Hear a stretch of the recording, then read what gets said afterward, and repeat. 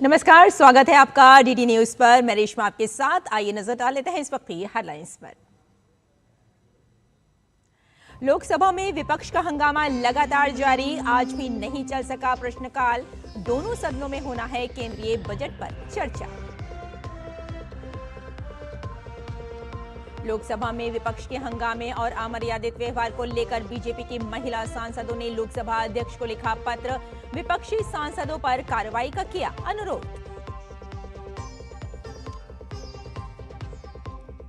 गृह मंत्री अमित शाह आज करेंगे सीबीआई की नई साइबर क्राइम शाखा का उद्घाटन। साइबर फ्रॉड से निपटने पर राष्ट्रीय सम्मेलन की भी करेंगे शुरुआत। बांग्लादेश में आगामी राष्ट्रीय चुनाव से पहले अल्पसंख्यक समुदाय में असुरक्षा की भावना, एक सर्वे रिपोर्ट में हुआ खुलासा। महिला उम्मीदवारों ने भी लगाए आपत्तिजनक टिप्पणियों, यौन उत्पीड़न और धमकी जैसे गंभीर आरोप। और आईसीसी टी20 विश्व कप में नामीबिया के खिलाफ नीदरलैंड्स का टॉस जीतकर गेंदबाजी का फैसला। आज न्यूजीलैंड का सामना यूएई से, वहीं पाकिस्तान अमेरिका की टीमें भी होंगी आमने सामने। और अब समाचार विस्तार से। लोकसभा में आज भी पिछले कुछ दिन की तरह ही विपक्षी सदस्यों के हंगामे के कारण प्रश्नकाल नहीं चल सका। बैठक शुरू होते ही पीठासीन सभापति पीसी मोहन ने प्रश्नकाल शुरू कराया। इस दौरान कांग्रेस समेत विपक्ष के सदस्य विभिन्न मुद्दों पर लेकर हंगामा करने लगे। समाजवादी पार्टी की सांसद इकरा चौधरी ने हंगामे के बीच ही पूरक प्रश्न पूछा और पशुपालन, मत्स्य पालन और डेयरी राज्य मंत्री एसपी सिंह बघेल ने जैसे ही उत्तर देना शुरू किया, विपक्षी सदस्य सदन में नारेबाजी करने लगे। पीसी मोहन ने सदन को सुचारू रूप से चलने देने की अपील की, लेकिन विपक्षी सदस्यों का विरोध जारी रहा। संसद के बजट सत्र के दौरान विपक्षी सांसदों का हंगामा जारी है। बजट सत्र के दौरान लोकसभा में हुए हंगामे और अमर्यादित व्यवहार को लेकर बीजेपी की महिला सांसदों ने लोकसभा अध्यक्ष से विपक्ष पर सख्त कार्रवाई की मांग की है। बीजेपी की महिला सांसदों ने लोकसभा अध्यक्ष ओम बिरला को एक पत्र लिखा है।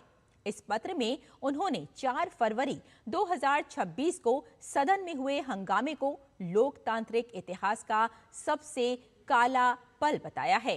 इसके साथ ही इन महिला सांसदों ने सदन की गरिमा बनाए रखने को लेकर लोकसभा अध्यक्ष का आभार भी जताया है। तो बीजेपी महिला सांसदों का पत्र लोकसभा अध्यक्ष को उन्होंने लिखा है और कार्रवाई की मांग भी की है विपक्ष पर। और इसी मुद्दे पर बीजेपी के ओबीसी मोर्चा के राष्ट्रीय अध्यक्ष डॉक्टर के लक्ष्मण के साथ हमारे संवाददाता शैलेंद्र मिश्रा की खास बातचीत देखिए। बीजेपी के वरिष्ठ नेता और ओबीसी मोर्चा के राष्ट्रीय अध्यक्ष डॉक्टर के लक्ष्मण हमारे साथ हैं। सर, बीजेपी के कई महिला सांसदों ने अब लोकसभा अध्यक्ष को चिट्ठी लिखी है, उनके नेतृत्व पर भरोसा जताया और उस वक्त जब जो कुछ हुआ सदन में, उन विपक्षी सांसदों पर कड़ी कार्रवाई की मांग की। ये हमारे बीजेपी के महिला जो सांसद का मांग है वो सही है, क्योंकि सदन में चर्चा करने के लिए आज सरकार तैयार है। प्रधानमंत्री को घेर लेना और बैनर लेके आना, ये गैर संवैधानिक जो आज विपक्ष के माध्यम से हो रहा है, पूरा देश देख रही है। इसलिए सही है कि आज स्पीकर भी कहीं ना कहीं कुछ एक्शन तो होना ज़रूरी है। प्रधानमंत्री लोकप्रिय प्रधानमंत्री है, लोग एक बार नहीं, 2 बार नहीं, 3 बार चुन के भेजे सो है। प्रधानमंत्री देश के हित के लिए काम कर रहे हैं। इस तरह आप भौतिक रूप से प्रधानमंत्री देना ठीक नहीं। इससे पहले कांग्रेस की महिला सांसदों ने चिट्ठी लिखी थी और वो एक तरह से स्पीकर को लेकर कुछ टिप्पणियां की थी। तो ये लेटर वार चल रहा है, तो अपोजिशन को क्या आप सलाह देना चाहेंगे? संसद तो हम देख रहे हैं चल नहीं पा रही, पूरा देश देख रही है विपक्ष का भूमिका किस तरह है और खास तौर से विपक्ष नेता राहुल गांधी किस तरह व्यवहार किया जा रहा है सदन के अंदर। आपको आज बजट है, बजट के बारे में आपको चर्चा करने का मौका है, आप चर्चा करो। और कुछ बजट में कोई आपका कोई सुझाव है या कोई इतराज़ है, बता सकते हैं, मगर चर्चा न करते हुए पलायन होना, ये आदत हो गया।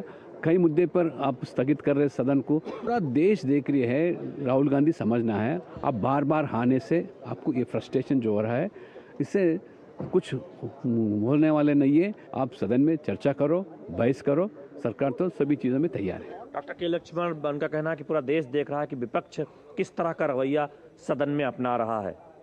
कैमरामैन विनोद ओझा के साथ शैलेंद्र मिश्र, डीडी न्यूज, दिल्ली। वहीं भाजपा सांसद कंगना रनौत ने भी 4 फरवरी को सदन में विपक्षी सांसदों के हंगामे पर निशाना साधा। बहुत जरूरी है ये, this is the need of the hour. जैसे मैंने कहा कि जब वो अध्यक्ष जी के मुंह पर पत्थर मार सकते हैं, और हम लोग भी कल यही बात कर रहे थे कि प्रधानमंत्री जी के पेपर अगर छीन लेते या उन पर वो कागज मारते या धक्का मुक्की करते तो और खासकर महिलाओं को ये आगे कर रहे हैं, तो क्या इस संसद की या इस देश की और कॉन्स्टिट्यूशन की क्या गरिमा रह जाएगी। तो हमें इस बात की कोई ना कोई क्लैरिटी चाहिए कि किस तरह से वहाँ पे प्रधानमंत्री जी के सामने आज जब ये लोग इतने वायलेंट हो गए हैं। केंद्रीय मंत्री गिरिराज सिंह विपक्ष पर प्रहार करते हुए ओवैसी ब्रदर्स पर निशाना साधा है। उन्होंने कहा कि कोई औरंगजेब बनने की कोशिश करेगा तो देश में महाराणा प्रताप भी सामने आएंगे। कुछ लोग गिड़गिड़ा करके हाथ पकड़ करके शरणार्थी बन के रहे, लेकिन अब वो गला दबाना चाहते हैं। वैसे लोगों को कान खोल करके सुन लेना चाहिए, चाहे ओवैसी ब्रदर हो, चाहे जो हो मौलवी। ये भारत है, गजवाए हिंद की सपना छोड़ दो। जब जब कोई औरंगजेब बनने की कोशिश करेगा तो देश में महाराणा प्रताप भी सामने आएगा। और प्रकाशन समूह बैंक्यून रैंडम हाउस इंडिया ने पूर्व सेना प्रमुख जनरल मनोज मुकुंद नरवणे के संस्मरण 4 स्टार्स ऑफ डेस्टिनी की अनधिकृत प्रतियां उपलब्ध होने की खबरों के बीच स्पष्ट किया कि इसके प्रकाशन का अधिकार केवल उनके पास है और ये पुस्तक अब तक प्रकाशित नहीं हुई है। दरअसल पिछले सप्ताह संसद परिसर में कांग्रेस नेता राहुल गांधी को कथित तौर पर इस पुस्तक की एक प्रति दिखाते हुए देखा गया था, जिसके बाद से ये मामला तूल पकड़ रहा है। वहीं दिल्ली पुलिस ने नरवणे की अप्रकाशित पुस्तक के सोशल मीडिया पर प्रसारित होने के मामले में एफआईआर दर्ज कर ली है।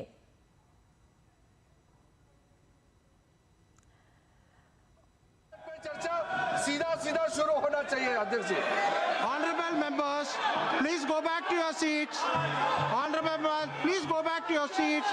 Let the budget discussion start.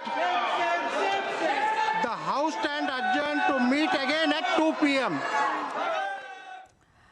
तो लोकसभा में किरण रिजिजू अभी अपना बयान दे रहे थे और आइए आगे बढ़ते हैं। राज्यसभा की कार्यसूची की अगर बात की जाए तो आपको यहाँ ये भी बता दें कि लोकसभा की कार्यवाही 2 बजे तक के लिए स्थगित कर दी गई है। आगे बढ़ें और बताएं आपको कि राज्यसभा की कार्यसूची की बात अगर करें तो उच्च सदन में आज बजट पर चर्चा को आगे बढ़ाया जाना है। 11 बजे जब राज्यसभा की कार्यवाही की शुरुआत हुई तो सांसदों ने शून्यकाल के दौरान लोकहित से जुड़े मुद्दे उठाए। वहीं इस वक्त उच्च सदन में प्रश्नकाल के दौरान सांसद विभिन्न मंत्रालयों से अहम प्रश्न भी पूछ रहे हैं। और इसी खबर पर हमारे साथ हमारे संवाददाता अनुज यादव जुड़ चुके हैं। तो अनुज, जिस तरह से हम देख रहे हैं कि कार्यवाही दोबारा से शुरू हुई थी लेकिन 2 बजे तक के लिए फिर से स्थगित कर दी गई है, यानी कुल मिलाकर ये कहा जा सकता है कि विपक्ष का जो हंगामा है वो लगातार जारी है और इसी वजह से जो पार्लियामेंट की कार्यवाही है वो बाधित हो रही है। देखिए, लोकसभा से तो लगातार इसी तरह की तस्वीरें लगातार देखने को सामने आ रही हैं। विपक्ष का हंगामा लगातार सदन के अंदर भी सदन के बाहर भी जारी है और जिस तरीके से हम जानते हैं कि लोकसभा के अंदर बजट पर चर्चा शुरू होनी है और कल इसको जो है लोकसभा अध्यक्ष की तरफ से इसको ले भी लिया गया था, लेकिन विपक्ष का हंगामा लगातार जारी रहा। विपक्ष के सांसद, खासतौर से कांग्रेस के सांसद वेल में लगातार आते रहे। उसके बाद कई बार जो है लोकसभा को स्थगित करना पड़ा, पहले 12 बजे तक, फिर 2 बजे तक और फिर पूरे दिन भर के लिए। कुल मिलाकर पिछले 1 हफ्ते से अगर देखें रेशमा तो यही तस्वीरें निकलकर सामने आ रही हैं। लेकिन सबसे बड़ी बात यही है कि आखिर विपक्ष सदन को क्यों नहीं चलने देना चाहता। अगर वो चर्चा किसी मुद्दे पर करना चाहते हैं तो सदन के अंदर चर्चा हो सकती है। बार बार लोकसभा अध्यक्ष भी और सत्ता पक्ष भी इन बातों को लगातार कह चुके हैं। सत्ता पक्ष का तो अब यहां तक भी कहना है कि जब सर्वदलीय बैठकें बुलाई जाती हैं तो वहां तो वादा कर दिया जाता है कि सदन को चलाने में विपक्ष अपनी भूमिका निभाएगा, लेकिन जब सदन शुरू होता है तो यही हंगामा लगातार देखने को मिलता है। जिस तरीके से जो पूर्व आर्मी चीफ है नरवणे, उनकी किताब की जो अप्रकाशित किताब है उसको लेकर भी राजनीति लगातार गर्माती जा रही है। आज राहुल गांधी एक बार फिर मीडिया के सामने बाहर, सदन के बाहर आए और उन्होंने बात कही कि नरवणे ने आज फिर एक बार से एक्स पर जो है अपनी बात लिखी है, ट्वीट के माध्यम से कहा है कि वो किताब प्रकाशित हो चुकी है, उसका लिंक भी शेयर किया है, जबकि प्रकाशक अभी भी इस बात से इनकार कर रहा है। तो कुल मिलाकर जो राजनीति हो रही है उस पर सदन का समय तो लगातार बाधित हो ही रहा है। और सबसे बड़ी बात है कि देश की जनता के जो महत्वपूर्ण सवाल हैं, जो प्रश्नकाल में पूछे जाने चाहिए और मंत्रियों को जवाब देना होता है, वो भी लगातार बाधित इस हंगामे के चलते हो बिल्कुल। अगर हम बीजेपी की महिला सांसदों की बात करें तो उन्होंने भी एक लोकसभा अध्यक्ष को पत्र लिखा है और विपक्ष का जो एक अमर्यादित व्यवहार है उसे बार बार वो बताना चाह रही हैं कि ये बिल्कुल गलत है, ऐसा नहीं होना चाहिए। देखिए, अगर हम पिछले दिनों की बात करें तो लोकसभा के अंदर इस तरह की तस्वीरें सदन के अंदर देखने को मिली थी कि विपक्ष की जो कुछ सांसद हैं, महिला सांसद हैं, वो प्रधानमंत्री की कुर्सी की तरफ आगे बढ़ी थी, ट्रेजरी की तरफ आगे गई थी, हंगामा करते हुए, पर्चियों को उछालते हुए, जो सदन की परंपराओं के बिल्कुल खिलाफ है। और लोकसभा अध्यक्ष ओम बिरला ने तो सदन के अंदर इस बात को भी कहा था कि कोई अप्रत्याशित घटना भी घटित हो सकती थी। उसी बात को आगे बढ़ाते हुए अब बीजेपी की जो महिला सांसद है उन्होंने लोकसभा अध्यक्ष को चिट्ठी लिखी है और इस बात को कहा है कि उन विपक्ष की जो महिला सांसद हैं उनकी सदस्यता रद्द होनी चाहिए या उनके खिलाफ सख्त कार्रवाई होनी चाहिए। क्योंकि एक सबसे बड़ी बात यह है कि जिस तरह की तस्वीरें इस बजट सत्र के पहले हिस्से में विपक्ष की तरफ से देखने को मिली हैं, बिल्कुल वो लोकतांत्रिक परंपराओं को तोड़ते हुए नजर आ रही हैं और शायद ही इस तरह की तस्वीरें लोकसभा के सदन में कभी इससे पहले देखी गई हों। क्योंकि हम जानते हैं, देखिए, हंगामा करना, अपनी बात को उठाना, प्रदर्शन करना, ये एक अलग विषय हो सकते हैं और विपक्ष को निश्चित तौर पर लोकतंत्र के अंदर ये एक अधिकार भी है कि वो प्रदर्शन करें सत्ता पक्ष के खिलाफ या कुछ मुद्दों को लेकर, लेकिन उसकी भी एक सीमाएं होनी चाहिए, आलोचना करने की भी सीमाएं होनी चाहिए। जब उन सीमाओं को लांघा जाता है तो निश्चित तौर पर इस तरह की बातें सामने निकल कर आती हैं। तो इन्हीं बातों को मद्देनजर रखते हुए भाजपा महिला सांसदों की तरफ से ये एक चिट्ठी लोकसभा अध्यक्ष को लिखी हुई है, लिखी गई है। लेकिन हाँ रेशमा, एक बात बिल्कुल हम जानना चाहते थे कि जो महिला सांसदों ने जो पत्र लिखा है उसमें यकीनन इसमें कोई शक की बात नहीं है कि जो विपक्ष का अमर्यादित व्यवहार है उसके बारे में जिक्र किया है और उन्होंने ये भी कहा है कि ऐसा नहीं होना चाहिए, विपक्ष को अपनी मर्यादा में रहना चाहिए। इसके अलावा भी क्या कोई और भी अगर देखा जाए तो उन्होंने बातें कही हैं विपक्ष के लिए? देखिए, ये 2 पेज का अगर हम दें तो 2 पेज का ये शिकायती पत्र लिखा है और इसमें जो घटना हुई थी उस घटना का तो जिक्र किया ही गया है। इसके साथ साथ इसमें इस बात को भी रेखांकित किया गया है कि इस तरह के हंगामे की वजह से क्या कुछ नुकसान होता है, सदन को क्या नुकसान होता है। हम जानते हैं लगातार 1 हफ्ते से प्रश्नकाल बाधित हो रहा है और जो विधायी कार्य आगे बढ़ना चाहिए वो विधायी कार्य आगे नहीं बढ़ पा रहा है। सबसे बड़ी बात है कि देश का 2026-27 का बजट पेश हुआ है, उस बजट पर चर्चा करने का तो अधिकार सत्ता पक्ष को और विपक्ष दोनों को ही है। क्योंकि ये जो देश का बजट बना है इसमें तो जो कांग्रेस के सांसद हैं, तमाम विपक्षी दलों के सांसद हैं, उनके इलाके की जो जनता है उसका भी उसको फायदा मिलेगा। तो कुल मिलाकर बजट पर एक चर्चा होनी चाहिए थी। अगर उस बजट पर कुछ आलोचना समालोचना करनी थी तो विपक्ष के पास एक बहुत बड़ा अधिकार था, वो समय बर्बाद हुआ, वो उन्होंने खुद अपनी जनता का समय खराब किया। इस तरह के जिक्र उस लेटर के अंदर किए गए हैं। प्रश्नकाल बाधित हुआ है, महत्वपूर्ण बजट पर चर्चा बाधित हुई है और दूसरा है लोकतांत्रिक परंपराओं का जो उल्लंघन हो रहा है लगातार, उसको काफी प्रमुखता से इस बात को रेखांकित किया गया है कि सदन के अंदर अगर इस तरह की तस्वीरें सामने आई तो आने वाले जो नई युवा पीढ़ी के सांसद आएंगे उनको क्या नसीहत देश की जनता के सामने दी जाएगी संसद के माध्यम से, देश की सबसे बड़े पंचायत के माध्यम से।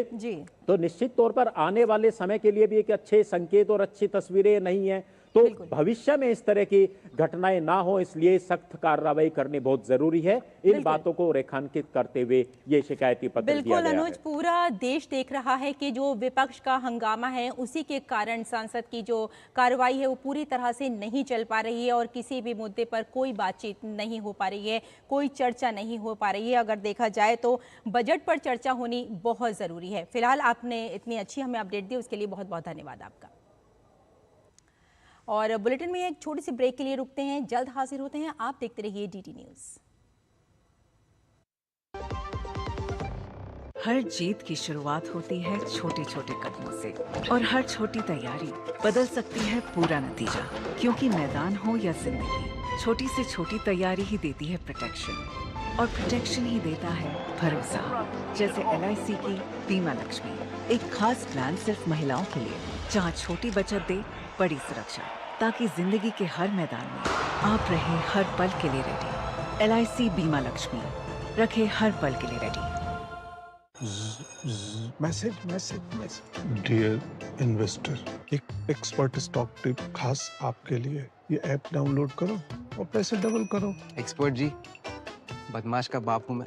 ऐप डाउनलोड करने से पहले मैं आपका पूरा रिपोर्ट कार्ड निकालूं। मैं मूर्ख नहीं हूँ। डिस्टेंस UPI कहता है अगर कोई ऐसी सलाह दे तो पहले एडवाइजर की पूरी जांच कर ले और कहे मैं मूर्ख नहीं।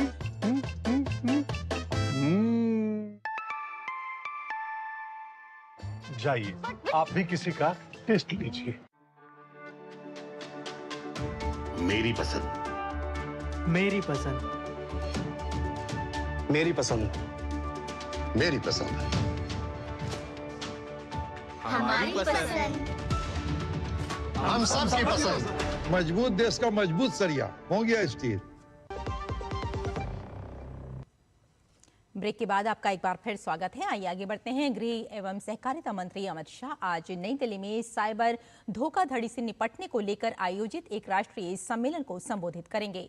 ये सम्मेलन साइबर सक्षम धोखाधड़ी से निपटना और उसके पूरे तंत्र को खत्म करना विषय पर केंद्रित है। इस मौके पर गृह मंत्री CBI अधिकारियों के अलंकरण समारोह की अध्यक्षता करेंगे और CBI की नई साइबर अपराध शाखा का उद्घाटन भी करेंगे।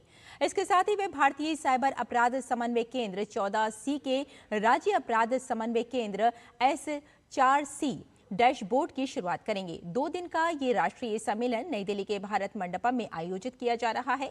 सम्मेलन का उद्देश्य देश में बढ़ती साइबर धोखाधड़ी के तरीकों, रुझानों और नए खतरों को समझना है। इसमें धोखाधड़ी की जल्दी रिपोर्टिंग, ठगे गए धन की रियल टाइम निगरानी, सबूतों के समय पर संरक्षण और पीड़ितों की मदद के उपायों पर चर्चा होगी। सम्मेलन में केंद्र और राज्य सरकारों, बैंक, RBI, फिनटेक कंपनियां, टेलीकॉम, सोशल मीडिया और साइबर सुरक्षा से जुड़े विशेषज्ञ भाग लेंगे।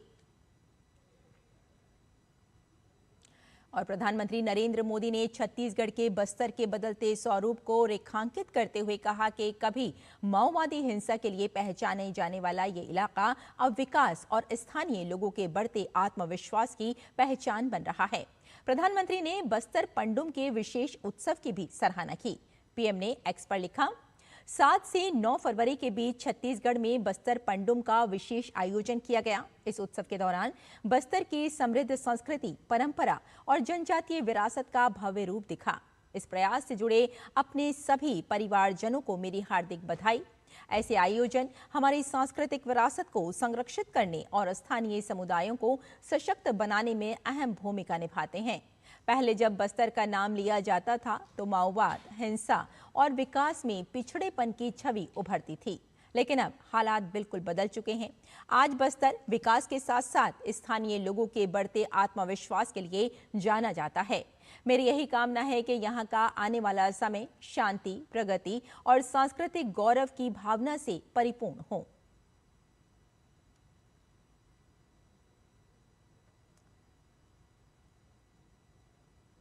इसके साथ ही प्रधानमंत्री नरेंद्र मोदी ने बस्तर पंडुम से जुड़ी कुछ तस्वीरें भी साझा की हैं।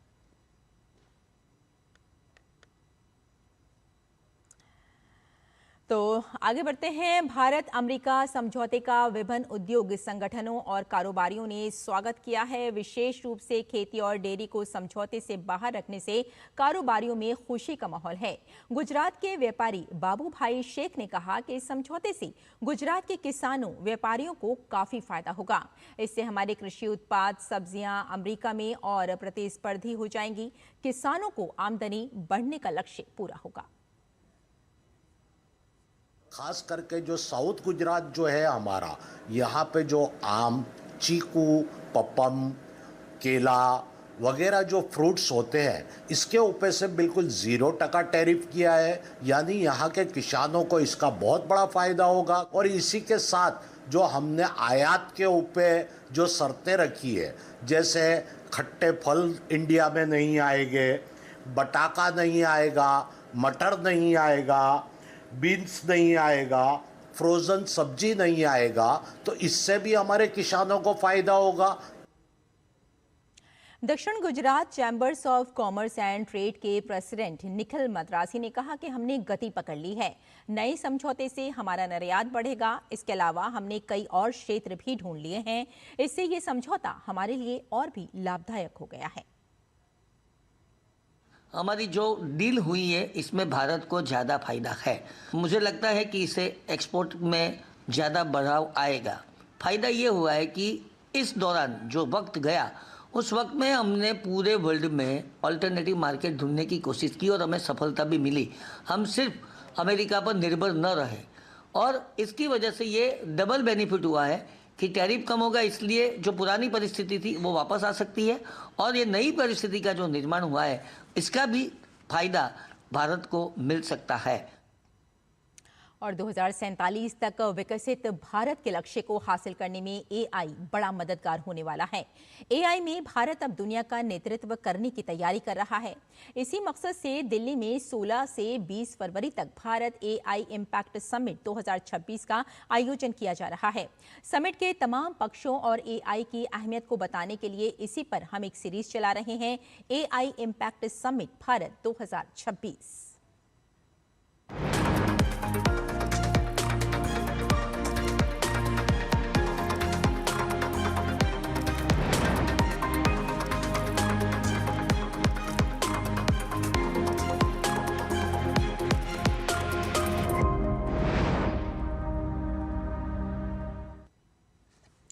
खेल जगत में अब सिर्फ पसीना और प्रतिभा नहीं, बल्कि डेटा और डिजिटल दिमाग भी जीत की रणनीति तय कर रहा है। खिलाड़ियों के खानपान से लेकर चोट की आशंका, उम्र की सही जांच से लेकर मानसिक स्थिति तक आर्टिफिशियल इंटेलिजेंस भारतीय खेल व्यवस्था को नई दिशा दे रहा है। भारत का खेल मॉडल परंपरा और तकनीक का संगम बन चुका है। सरकार की नीतियों, खिलाड़ियों की मेहनत और एआई की ताकत से भारत वैश्विक खेल शक्ति बनने की दिशा में तेजी से आगे बढ़ रहा है।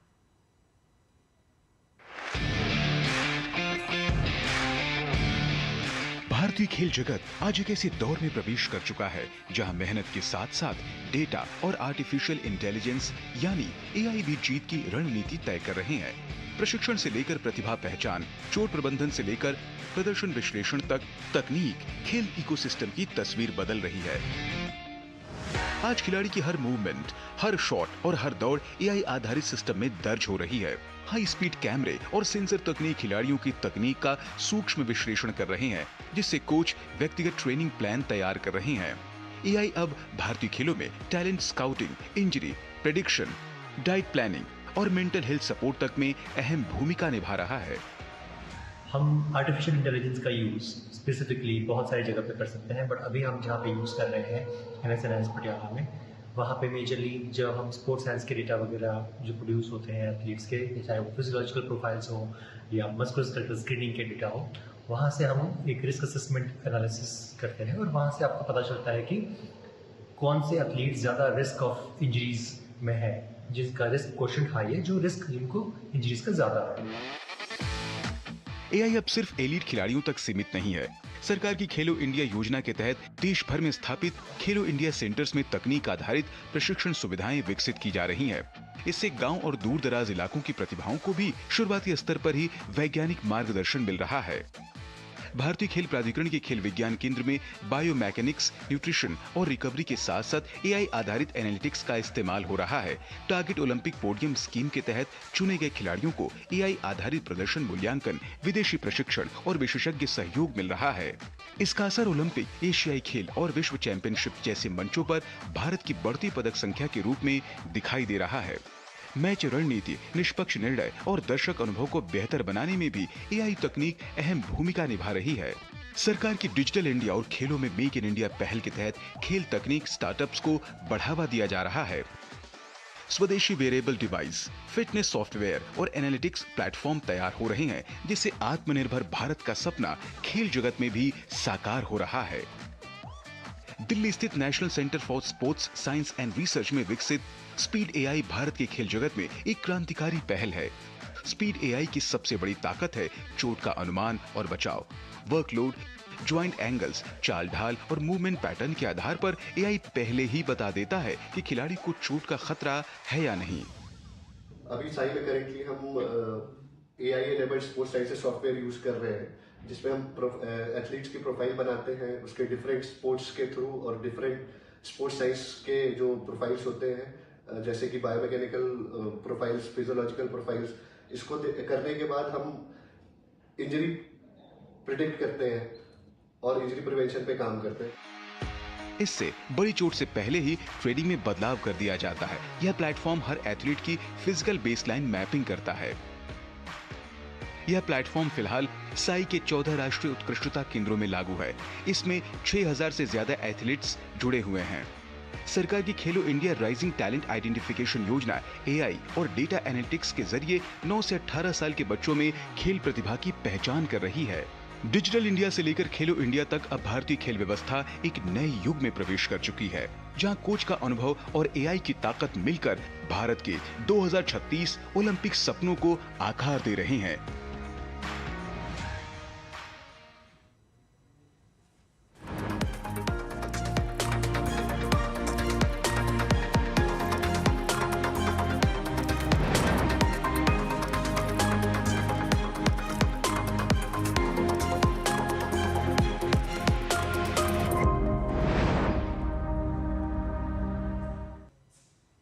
तो इस बुलेटिन में फिलहाल इतना ही, लेकिन डीडी न्यूज पर खबरों का सिलसिला जारी रहेगा। नमस्कार।